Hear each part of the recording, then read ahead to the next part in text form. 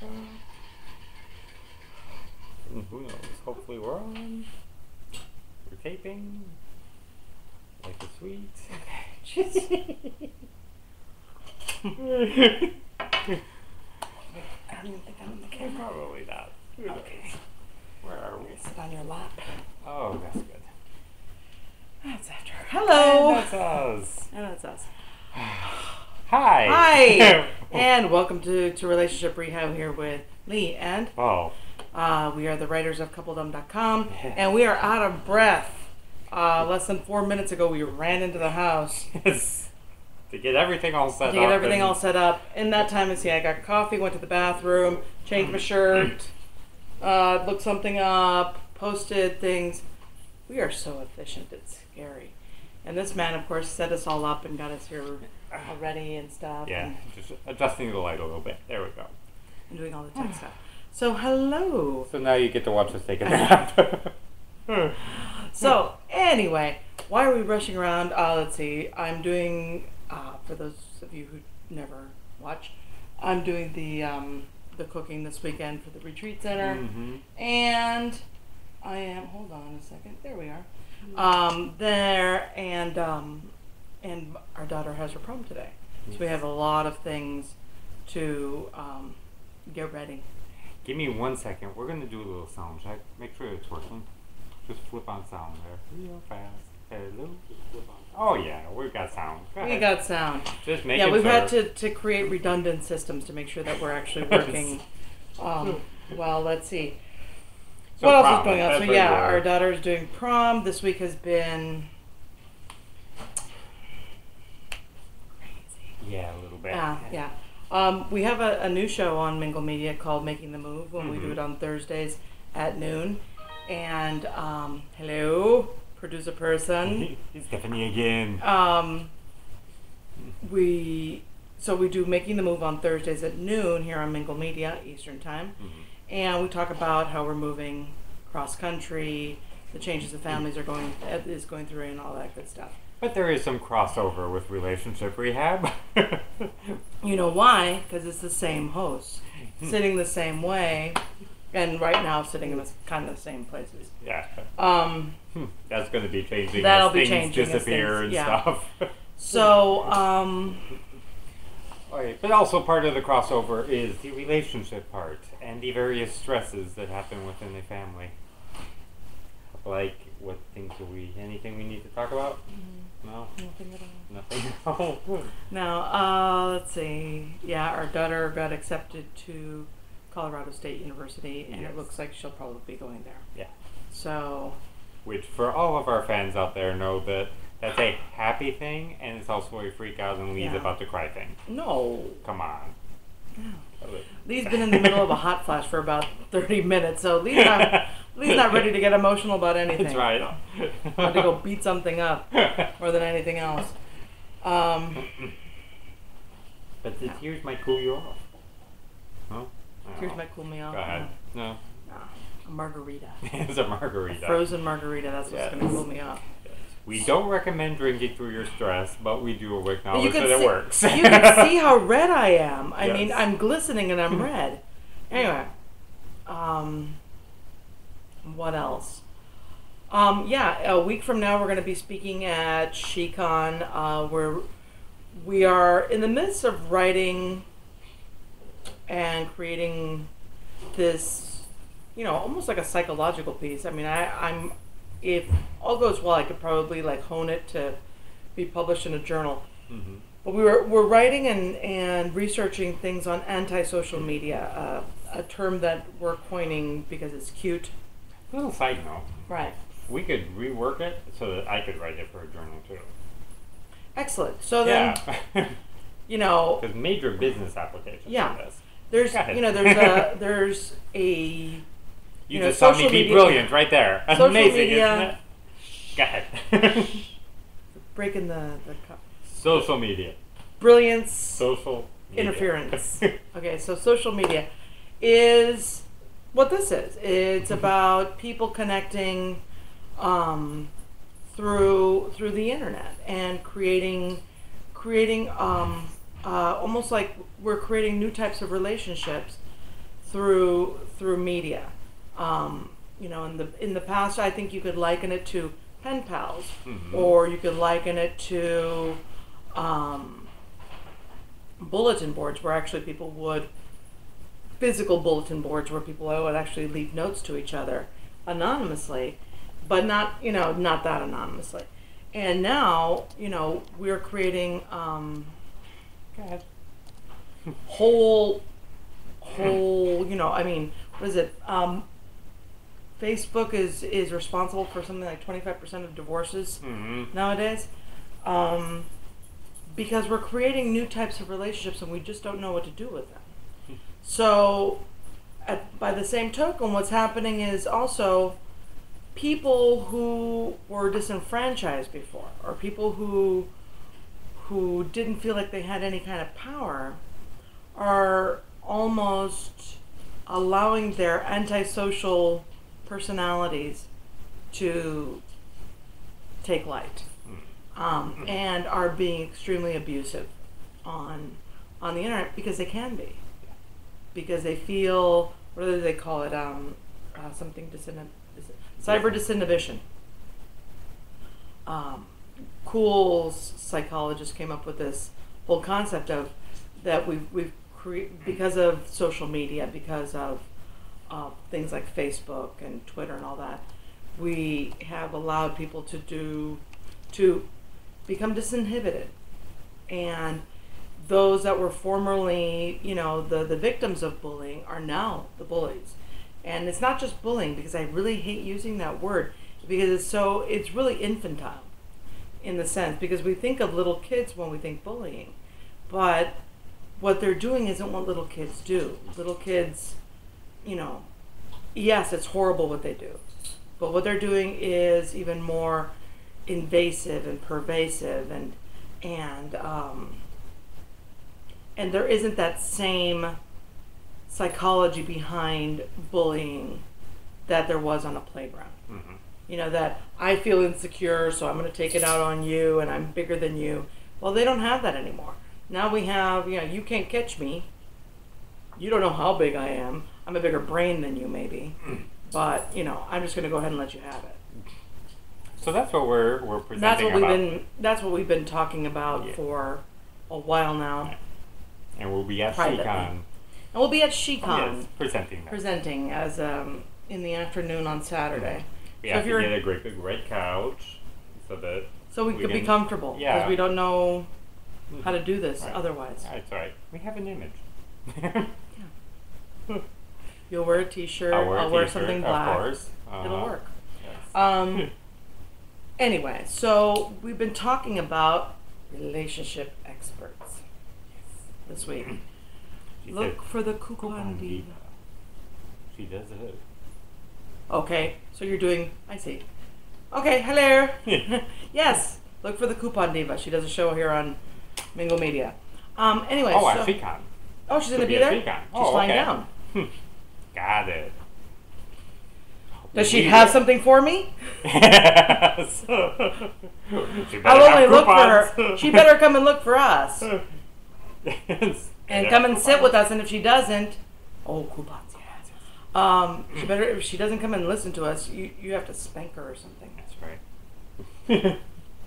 Anywho, so here we are. We're talking about relationship experts. And why do we talk about relationship experts? Because really nothing pisses me off more than somebody calling themselves a relationship expert that has no fucking clue. I'm sorry, I just watched a lot of Penn and Teller on YouTube yesterday, and they used the F word about 3,000 times within their opening. And I was like, I want to do that.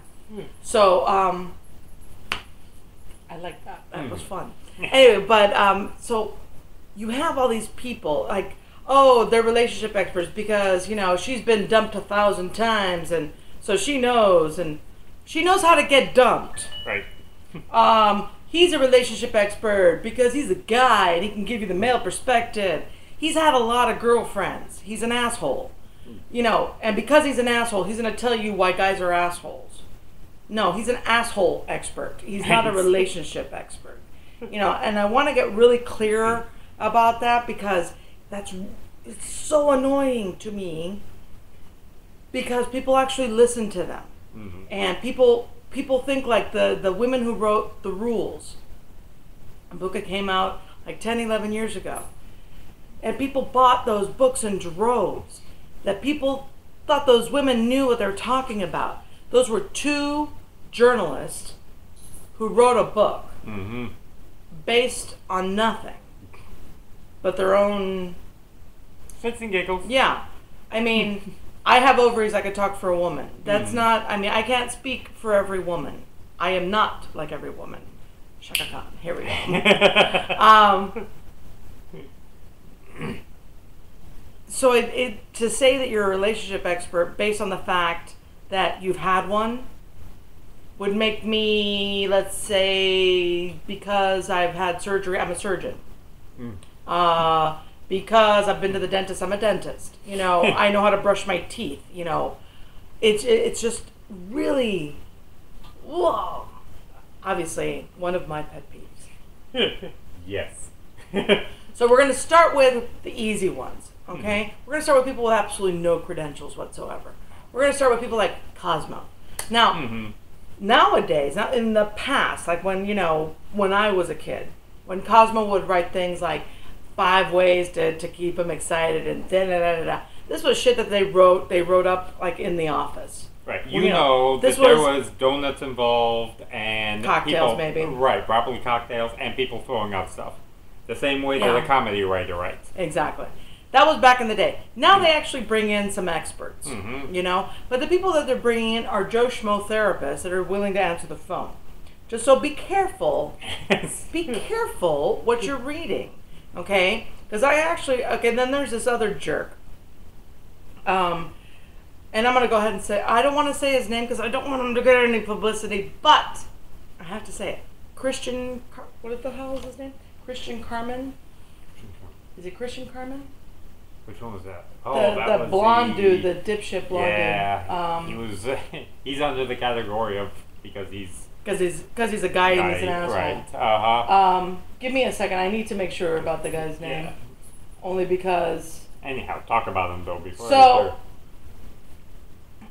Because I remember you looking at. Oh yeah, no, I was reading it. So I actually went to the point of I have to look, Paul. I have to find him. Now, what day is it? I'm sorry. I'm a girl, and I sometimes forget things because now I'm at that age of being a girl. Well, let's see. On a side note, one of the things that Christian Carter, that's what his name is. Okay. I knew the Carmen part was wrong. Anyway, Christian Carter. He wrote a book, self-published it, about getting your man, and it's all directed towards women. The guy actually has advertising. Okay, first of all, the guy doesn't have a Wikipedia page, and that's okay. We don't have one. But you'd think that if you're coming off as a relationship expert helping thousands of women all over the world, blah, blah, blah, blah, blah, that you would have something to give me what your credentials are. And apparently his only credential is that he's an asshole. You know, I think that he graduated from asshole you. My opinion, my humble opinion on this man is this. The advertising actually says he's an expert in psychology. Yeah. He's an expert on communication. And I'm like, damn. You know, you're an expert in psychology? Now, I've known a lot of psychologists, and I've known, you know, and I've read a lot of stuff, and I don't think anybody ever presents themselves as a psychology expert. Yes. You know, that's like, you know, I know astrophysics. I'm an astrophysics expert. You know all of astrophysics? Seriously? Yeah. Wow, you're like, you know, explode a brain kind of smart. Yes, I think expert is too loosely used. Yeah, I think so too. It's offensive. Okay, to the people who actually went and studied. Yeah. To the people who have actually practiced psychology, psychotherapy, marriage and family therapy for 20 plus years, and I take this very personally. It's only within the last few months that almost become comfortable with the idea of considering myself a relationship expert. Okay? And I'm not a humble person. I'm not, obviously, if I do shows like this, I'm not that humble. But to be honest with myself, I cannot, I have degrees. I have experience. I know what I'm doing when I'm working with a couple. I would never come up with a plan on how a woman to get a man because I don't know her and I don't know him. And there is nothing that's going to fit everybody like that. I can give you advice on generalities, on who to be, but the idea that I can tell you how to trick a man into loving you, that's just gross. It's gross. I mean, yeah, sure, I could tell you what to do. Learn how to suck a golf ball through a hose, honey, and you'll have them, beating at your door. But is that what you want? I don't think so. And all of these guys, like this Christian Carter, are giving women advice specifically on how to be fake, how to lie, how to manipulate, how to let the man feel like he's in control when he's really not in control, because since you're lying to him, you're the one in control.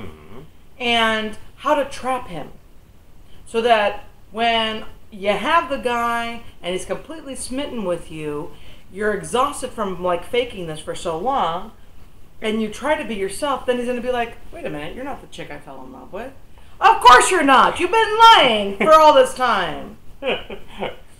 Based on the recommendations of a psychology expert. Yeah, of a psychology expert. So the idea isn't to create a relationship. The idea is to have a date. Okay? What he is doing is creating, you want to have a temporary boyfriend. And I don't think anybody, any woman that picks that up is looking for that. They're looking for a relationship. So don't use that word, because that's not what you're creating. A relationship is built on love and trust and honesty and commitment and humor and knowing each other's crap and being okay with it. That's what a relationship is built on. Not on, oh, I'm not going to have sex with you today. Maybe tomorrow. Not on, oh, no, you tell me about your day. I'm perfect. Like the Bachelor TV show, that's what Stephanie's saying. Bachelor TV show, creating a relationship synthetically. Yeah, exactly.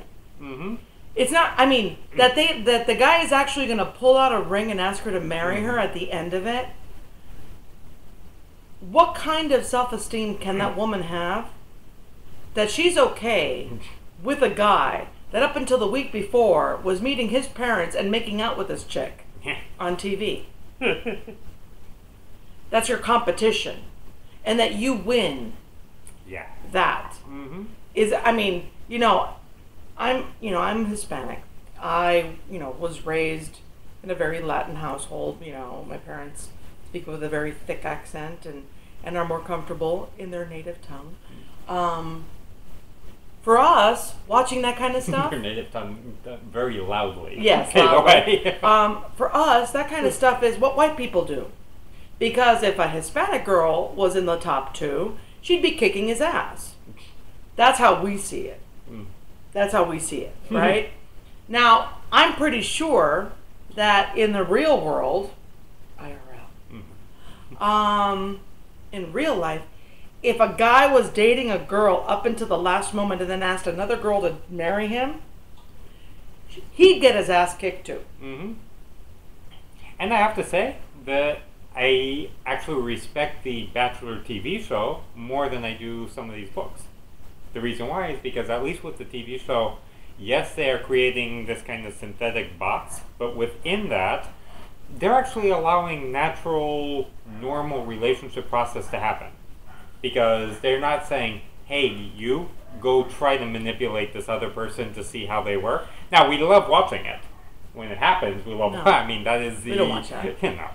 But that is the idea of getting the ratings and such. But they're not telling you to do it. But it is that, because now we've created a whole... I mean, we're coming off the topic a little bit, but we created a whole synthetic world of reality TV, Absolutely. where the girls or the contestants know that they have to be catty to get airtime, Right. because they're doing it for. Yes. So Everything all of is a Survivor. sudden, I mean, yeah, that's- all of a sudden it's become this really nasty thing where you're just watching these two people hook up on TV Mm-hmm. just to break up. Once it's announced, oh yeah, we got engaged, ha ha ha, what a joke. Yeah. It's not a joke. Jeez. Like I said, I've been having a hot flash for the last 30 minutes. I'm a little Please bit. don't punch my computer. I just got it working okay. Please. I get it. You know I'm going to punch you. No, don't punch the computer. Or you? Or me. Okay. But if it's a choice, punch me. Okay? No violence. We don't believe in that. That's nasty. So anyway, don't, whatever you do, ever read More this coffee. guy's crap. Now, I actually signed up for it. Because you know me, I like to date a lot. And all I can say is I only could handle one email, and then after that, it was quickly unsubscribe and purge my computer of anything. I couldn't even remember the guy's name. I knew it was Christian because I was like, what an ironic name. Christian. Because all the stuff that he told you to do as a woman is not very Christian. Like, mainly because he was all about lying. So, number one asshole, leave him alone. Cosmo stuff. Now, this month actually, because I read this month's Cosmo only for research, because I'm dedicated to, where are you going? No, do you need to make more coffee? I was trying to be quiet. Okay. Make more coffee, please. Yeah, our daughter's home, like I said, because she's going to prom tonight. So I was trying not to yell it out. And then, it's like, chop, chop, little girl, make me more coffee. Was that my coffee cup? Oh, no. Oh, that was my own coffee. yeah. Obviously, Yeah, I got two of them. So do I now. Okay, go ahead. I've got 2 coffee cups. Woohoo! We drink a lot of coffee. Hang on, wait. Before we get into Cosmo, I just have a thought with this whole psychology expert and how to get a man and that kind of stuff. There are definitely, I guess, almost advertising twists to the words where you hear them say the words and they don't quite mean exactly what you think. Like a psychology expert. Technically, a psychology expert would be a historian, somebody who understands psychology, not applies it. See, there's the difference. It's not about applying it. It's like how to get a man. They're not saying to get a relationship. They're talking about kidnap. How to get a man. If you got a bag and a box. It worked for me, and then we got the Stockholm syndrome. Yeah, well. For the last 22 Stockholm years. is always good, yes. For the last 22 years, But do you follow what you I keep them in a box and you feed them every now and then, and occasionally say, "You look pretty today." Do you follow what I mean? We're conditioned really to listen to these. Yeah, how to get my man. We're conditioned to listen to these like advertisements and take them as credentials. It's like Coke is better than Pepsi because Coke said so, and now they are the experts in soda. I mean, Yeah, and we believe what we hear. So of course, but he said he was a psychology expert. Yes. Now What the let's hell's move that on. mean? I mean, because Cosmo's now actually using therapists because Right. they realize, Okay, what? I gotta go back. One of the things that really annoyed me is that this guy in his advertising actually has a letter supposedly from a therapist saying, "Thanks to his work, I understand relationships better." Well, whoever that person is, Don't say whatever them either. whatever therapist ever condoned that. Now, there are bad therapists, just like there's bad mechanics, just like there's bad doctors and all that kind of stuff. I'm not saying that doesn't exist. What I am saying is that that person should be flayed Yeah. for what they just said. Well, I mean, you think about it. It's like yes, there are bad of every field, but there is a baseline. And like a doctor, like a bad doctor, still gonna know where the spleen is. I can tell you where that the is. worst doctor is still gonna know the anatomy of Right. a human being. I don't care how bad they are. Well, speaking of So which, wait, hang on. Let me. Okay. So the worst therapist, the worst possible therapist, should still understand the dynamics of a relationship, because that is basic. You've got developmental theory. You've got right. very If you actually basic went to things. school and you took personality theories and you know some of the history of psychology, thus some of the experts that have been some of our stellar psychologists along the way, and psychiatrists, because most of them were psychiatrists in the beginning because they were medical doctors. If you know that and you could build on that, then that makes sense. To ignore all of the foundation, the things that we accept as solid theories and as almost as points of views of humanity. Like when a psychologist talks about a personality theory, I like to think of it like this person is going to look at human beings this way.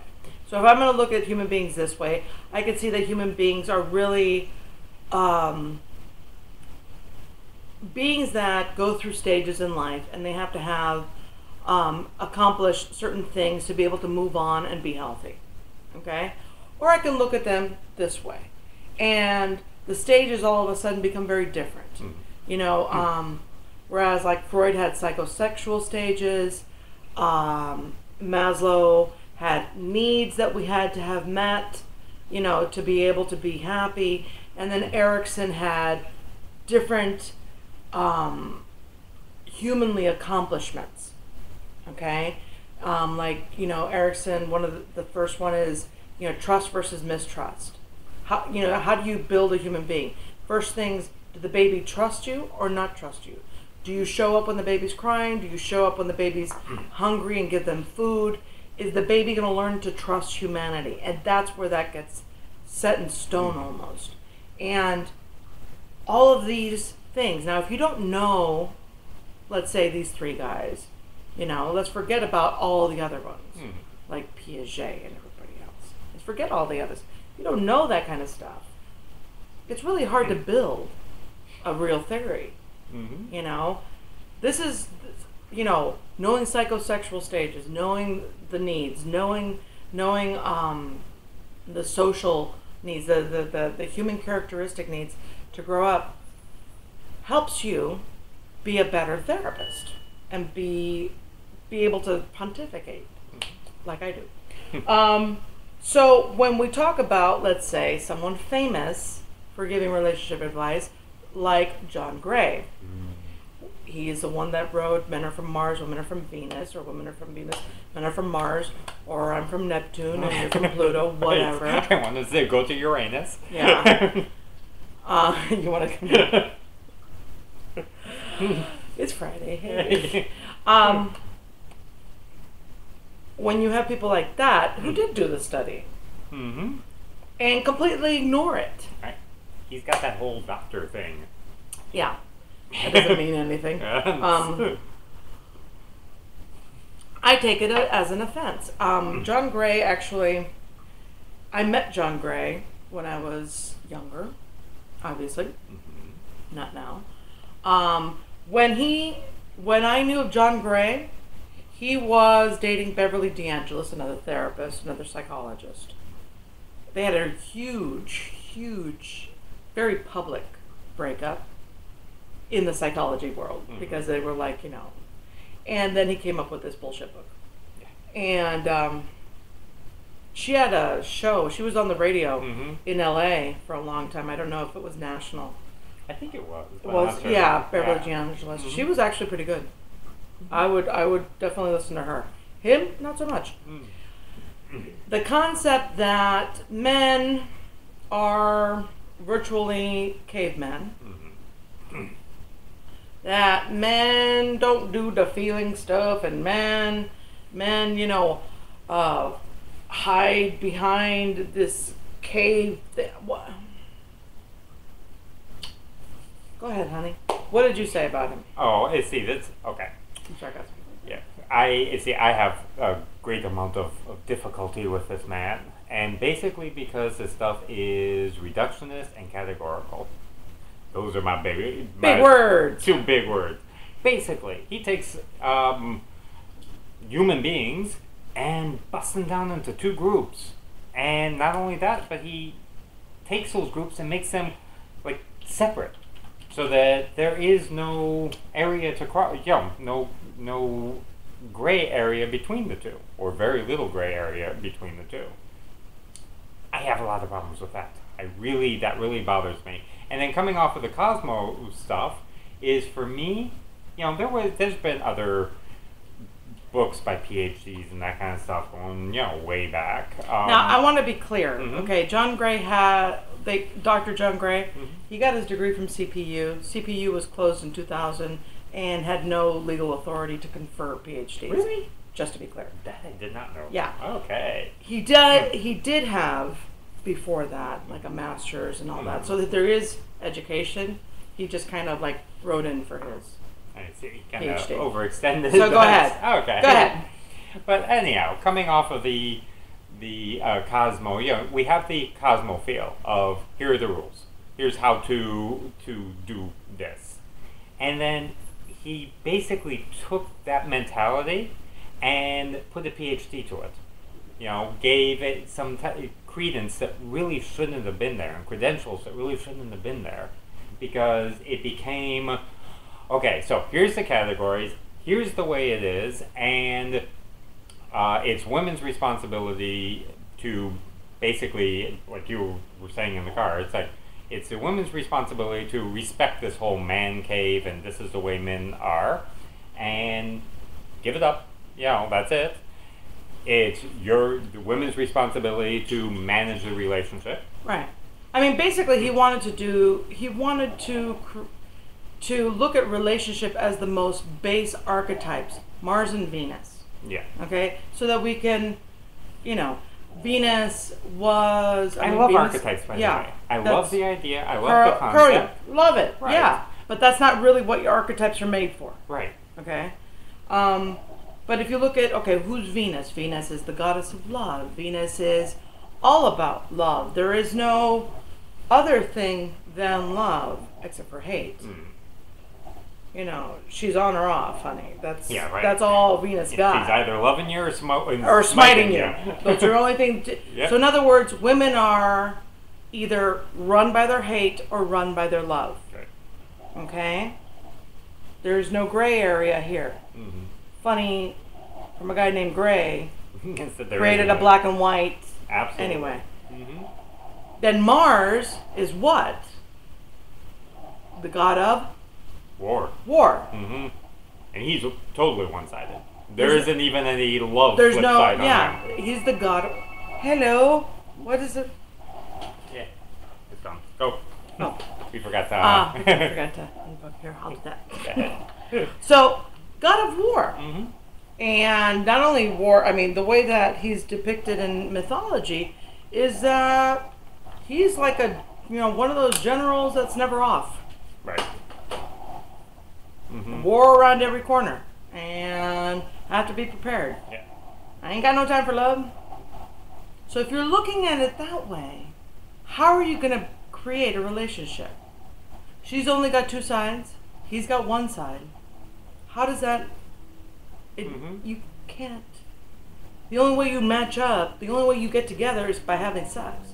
There's nothing else to this relationship. And so then she, because she has the love, she is responsible for almost softening the edges of Mars. And the only time that Mars softens edges is when Mars is making babies. That's it. Right. Other than that, leave them the fuck alone. Now, this whole something that I kind of learned as I was researching stuff, we're talking about archetypes. Basically, he presents these 2 huge archetypes. It is a fundamental misinterpretation of the reason why you even have an archetype. Because, like Jung, as he did, he's kind of the founder of the concept as by way of psychology. Archetypes are never, ever supposed to be used to categorize something. A matter of fact, Jung was pretty emphatic in long-winded. If you've ever read any Jung, That's always long-winded. it's hard. It's like reading stereo instructions. Well, to because keep the guy is German. Yeah. Translated into English. But he was emphatic that these are philosophical concepts, they're psychological concepts. And we're multifaceted. That we are multifaceted and that we blend and we change and all Evolve of those things and they're happening rapidly and simultaneously and and that you always look at a person as a whole person. Right. So we were talking in the car because we tend to do things like that and philosophize. As we were rushing. As we're rushing over here because, this is the stuff we do. I wish, like, when we moved to LA, I think that, to California, I think we should do, like, a night with Lee and Paul and have people really see how we talk to each other. I don't think most people believe the fact that we actually talk to each other like this. Yes. This is what Paul says to me in the car. He says to me, well, if you look at Gray, he's only, like, it's kind of like, bouncing off the Leo Buscaglia stuff in the sense that, Leo Buscaglia came up with, like, a concept, Right. he was about love and whatever. And this is more of a practical side, that John Gray was more practical. And I'm like, well, no, because Leo Buscaglia was a real therapist. Leo Buscaglia was a respected psychologist. I mean, Leo Buscaglia taught at USC, and Leo Buscaglia was, talked about human connectedness and he did, like, books on metaphors and how to use metaphors in therapy and all that. John Gray is some hack asshole that doesn't know his, and even back then, like when I met him, there was his wife, Beverly DeAngelis, back then, was the impressive one. He was not. And then he wrote that shit book, and then she became less, because, anyway, the fact that that became famous was just probably too much for her. But, if you look back to, Leo Buscaglia wrote about, they called him Dr. Love, because he talked about letting love basically direct your relationships and giving hugs. And, but actually it was about connectedness. Right. And, I have a lot of affection for his work, mainly because he wrote this stuff in what I would consider to be a time where hugs and love were not normal things that the psychologists talked about. Right. He's almost like an offshoot of God, what's it called? Oh my God, I can't remember the name of the Carl Rogers. Carl Rogers created client-centered therapy. Client-centered therapy was like, wow, kind of thing. It revolutionized therapy, and it was the idea of the client being really, that the therapist was there really to boost up the client, and for whatever reason. And that just out of curiosity, is that even like the idea of the client it's supposed to be part of their treatment? That was brand new. Yeah. Because before, if you looked at any kind of therapy, it was like the client was the first of all, we called them patients before him, and they were almost like science experiments. That. Either you were a behaviorist and thought that basically they're just a process of stimulus and response, or they were just an amalgam of all these psychoses and neuroses, and that you had to figure out when they fell in love with their mom or dad or whatever in the psychoanalytic world. And Carl Rogers just said no to all of that, and Carl Rogers said, hey, let's just look at them as the best they can be at that moment, and let's boost them up. And he talked about unconditional positive regard. We never had that before that. It never even occurred to people to be nice to their clients, to talk to them. you know, because before them we were very Freudian, and we wouldn't even look at them, and they would just sit there and just talk and all that. So he talked about sitting right in front of them and smiling at them and mirroring them, and his stuff was very different. So you have him, and then you have Leo Buscaglia coming in saying, let's hug these people, let's love these people, let's talk to them about connecting through love and choosing through love. And this, to me as a therapist, speaks more to who I am, you know. And so when Leo Buscaglia talked about, you know, love and the books that he wrote in the 70s, that was some serious stuff. That was revolutionary stuff in terms of relationship. So then, of course, I had to like school my man.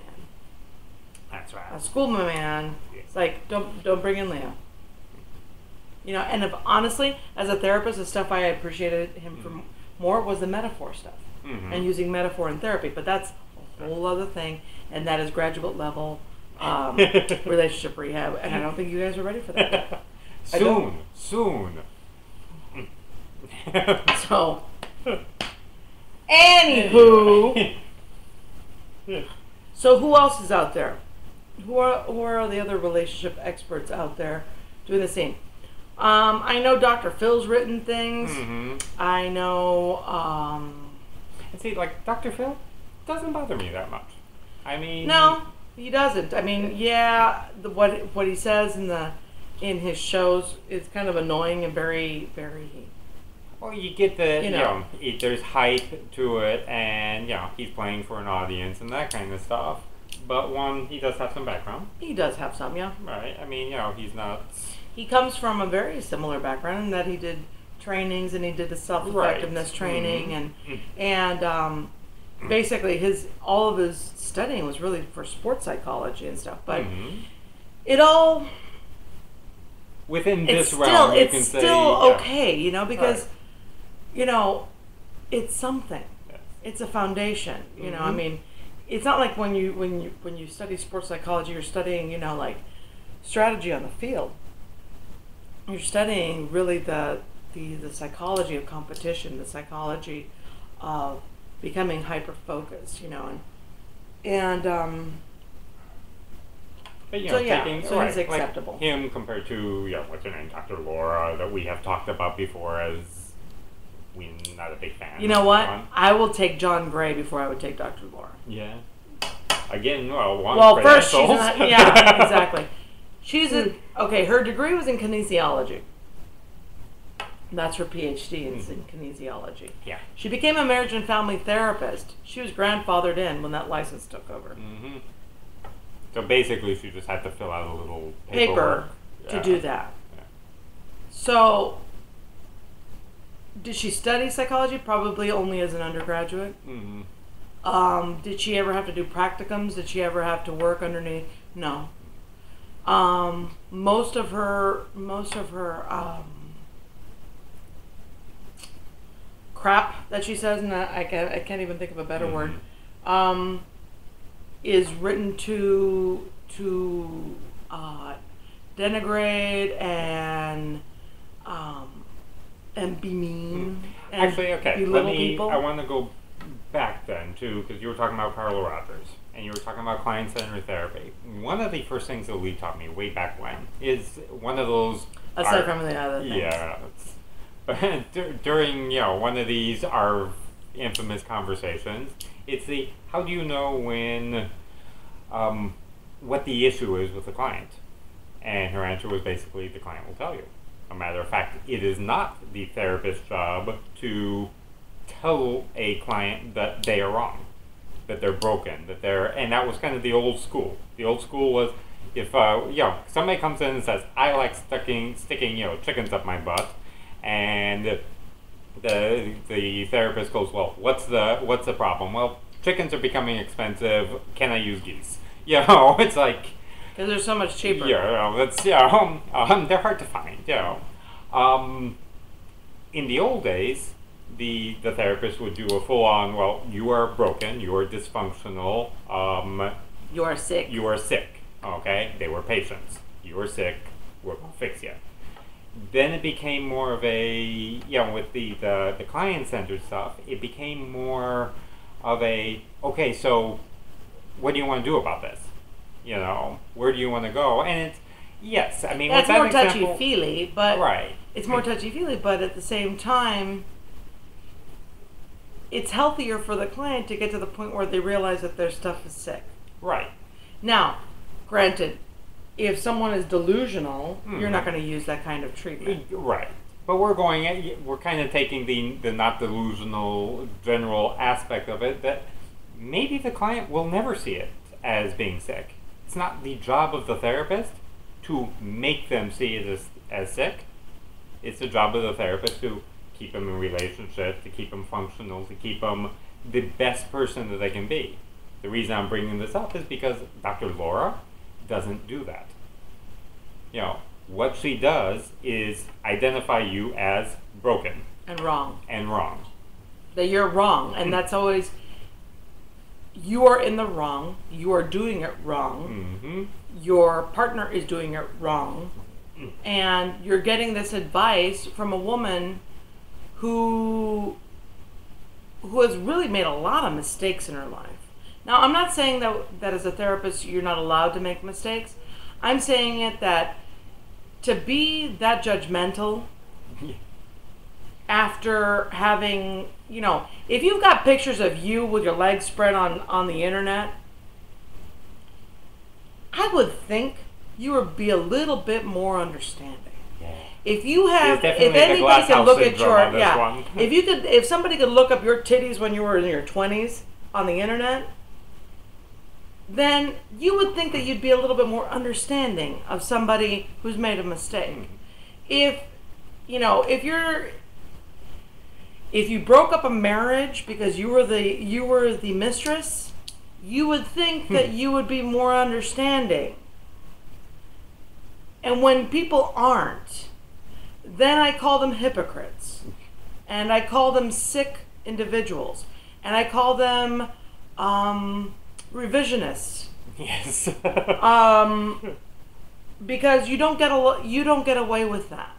It's like you make mistakes, and I think that for me, and being 44, my mistakes have made me a better therapist because it makes me more human, and it makes me more understanding, and it makes me more tolerant, and it makes me more accepting, and it makes me humble. And to sit there on a throne and spout shit and give people crap for making mistakes that you made these mistakes, then that's basically what you're doing, is that you're using your platform to almost release your own self-hatred on other people. Right. So what I would recommend to Dr. Laura would be a good long bout of therapy. Yes. Yes. Find a good therapist.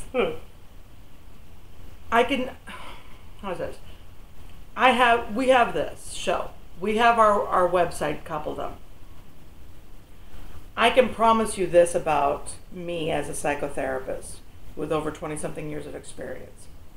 I would never just work with somebody, even if it's publicly, even if somebody asked me a question here, for ratings, for numbers, for anything like that. Because anybody who does that kind of stuff is a hack and a jerk, and the karma is going to be really ugly on them. Right. It has absolutely no integrity. And my integrity is more important than numbers. So what would you be looking for? What should they you be looking for? One, you should be looking for somebody who has positive regard for who they're talking about. Yeah. You should be looking for people that look at people as their, as their great, somebody who's speaking to your greater good, and someone who sees you as your highest possibility. If I'm saying, listen, I know that you've been hurt, but I know that you can make healthy choices. I know that by you being honest, that you will create a deeper relationship. If anybody ever tells you to be dishonest, in a relationship. Then you stop reading, you stop listening, Right. or anything. It's wrong. That Here is are the wrong. 5 Sorry. words that if you're reading something, Mm-hmm. if they use these 5 words, stop. If they talk about attraction, attraction is something that is almost akin now to the idea of chemistry between people. Yes. Which It is the mythology of relationships. Right. Well, we're gonna stay with attraction. Okay. If you stay attracted to someone, attraction is a choice. Mm-hmm. Much like, I could say that I'm attracted to that sandwich. It looks good. Great. To say I'm not attracted to him anymore, then it's almost as if you've, once again, to the reductionist thing, I've reduced this relationship to just being nothing more than, you look good. Mm-hmm. That's it. Okay? That's not a relationship. That's how you choose a car. And I will say it's one of those words, going back to that definition thing, that doesn't exactly mean as much as the emotions behind it seem to warrant, attraction, if you think of it scientifically, is the pull. Right. There's a force. There's a force there. The idea, but human beings aren't magnets. Right. So to be attractive to one another doesn't mean that you need to get up half an hour before him and get yourself all gussied up and all that. That should have nothing to do with it. Right. Because attraction just brings you together. It doesn't have anything to do with keeping you together. Mm-hmm. And to believe that it does is to reduce a relationship to looks and to momentary glances. That's really it. If you're going to be a reductionist, if you're going to reduce everything down, then at least do it right. Yeah. So if we're going to say attraction, then what is the force? What thing is pulling you together? I mean, if we're going to reduce, so are you saying that the only thing that is holding you together with your man is that you've got perky boobs? Then you're screwed. Yeah. And when your man goes wandering off, what are you saying? They're still perky? They are. But when your man goes wandering off for a different set of perky boobs, well, that's your bad, because you're the one who created this dynamic of the only thing holding them together is my tits. Yeah. So number 2, since we're on that subject, chemistry. If they're talking about chemistry and about keeping the chemistry and all that, run. Chemistry was a word created by men to tell you in a nice way that they don't want to fuck you anymore. Yeah. Mm-hmm. God, that's rude, isn't it, Lee? But that's what it is. There is no... Chemistry is created by 2 people who choose to be together. Yeah. When they talk about chemistry, we had no chemistry. Meaning that you had no lust towards each other. That's right. And if you're building your relationship on lust, it's not going to work. Okay? So, Paul and I write about this all the time. We choose to love each other. And by choosing to love each other and creating that deeper commitment, the chemistry is created because I'm human, he's human, I have needs, he has needs. We are committed to each other, so we create that chemistry with us. Lust happens. Lust happens because we say so. Yeah.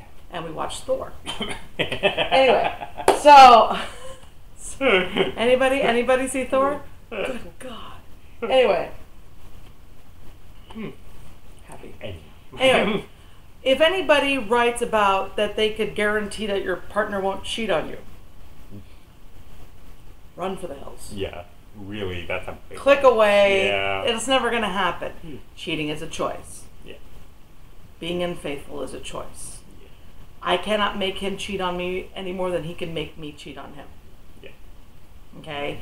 Even if I cut him off sexually for whatever reason. I'm sick. We're having problems. It would take his choice to go out there and find another woman to have sex with to create the cheating. Yes. Not me. And Am I responsible for the situation? Sure, I'm responsible for the situation. But I could be having sex with him every single day. I could be, gymnastic lady every single day and doing things to him that would make anybody blush every single day. And he could still choose to cheat on me. And vice versa. Yep. Yeah. And I think that at this point, everybody knows and can agree that infidelity is not this one-dimensional, linear, if you do this, then it'll never happen. And here's a pill. It's like, there's so much to it. And, we've written about it. There's so much to it. There's a lot of psychology behind it. A lot of sociology. It's issues and what issues are getting fed by the infidelity and are you self-sabotaging? I mean, I have seen people go out of their way to mess up their lives. Sex isn't worth that kind of drama. I don't think that I would ever cheat on Paul, mainly because it just seems so exhausting to keep that lie going and to, I'm just too lazy to cheat. Yay. Okay? I mean, because really that's what we're talking about. That's why I stopped giving you your vitamin, by the way. Yeah, I know. Yeah. Keep you faithful. Keep me faithful. Okay, so that's another one. Okay, I'm gonna actually on Wednesday Catch Him and Keep Him. Okay, which is the book of this Christian dipshits. The title of the book of this Christian guy. If you are talking about a man like a trout, that's not, catching a man, catching a woman, keeping them. I mean, this is kidnapping again. Yeah. This is the idea of kidnapping. This is the only, if you think about how does fishing work? You trick a fish into biting the hook. Right. That's all it is. When they talk like that, that metaphor is running that conversation. Right. And if you're going to follow the metaphor, then when you pull the fish out, do you expect the fish to love you? Yeah, as they're shaking and doing anything to get off the hook and all that. And then you cut the head off and you gut it and all that stuff. And then all of a sudden, you're sitting there with this guy that you caught and you kept and you're going, and why is he so smelly? No, but it's like, why is he so lifeless? Well, because you killed him. Right. You killed him because you lied to him, you tricked him, you lied to him, you kept him, you gutted him, you filleted him. And then now he feels used and horrible and hates you and distrusts you. Yeah. And that's why he's the way he is. Anyway, I only had 2 minutes. Yep. Last one, playing hard to get. Anybody advises you to play hard to get, make sure that then it's not your mom that's telling you this. I'm pretty sure it is. Bullshit. Yeah. Don't ever play anything in relationship. Okay? We've got 2 minutes left. And of course, because we started out rushed, we're going to end up rushed because that's the way we roll. Oh, okay, so next week, we're going to talk more about anti-social media. Oh, yeah? Yes, That's we a good are. one. I know. Okay. And we're going to get ready for the Shecon thing. Got it. Now, we're not going to give you all the nuggets. We're going to share it Shecon because I don't want to. But we are going to talk about all the social media stuff and how this is affecting relationships and how Facebook and Twitter and all this stuff is helping and hurting relationships. Right. This is where all the flaws and all the chinks in the armor are coming out. All the boundary problems. So, where are we? About less than a minute. I'm exhausted. I know. I need a nap. Yes. But I gotta get ready for prom. Prom. We have prom tonight. Prom tonight. Think you're Not gonna that get we're lucky? No. Yeah. Anyway, so living vicariously through our daughter. What? That's gross. Not the lucky Not part. like The going to prom part. Okay. My daughter's not going to get lucky either. No. Just saying. So there's that, and I think that's pretty much. So read couple them throughout the week. Come and see us next Friday at noon for Relationship Rehab. Yeah. And if you're not busy Thursdays at noon, come and see us in Making the Move. Thank you for watching.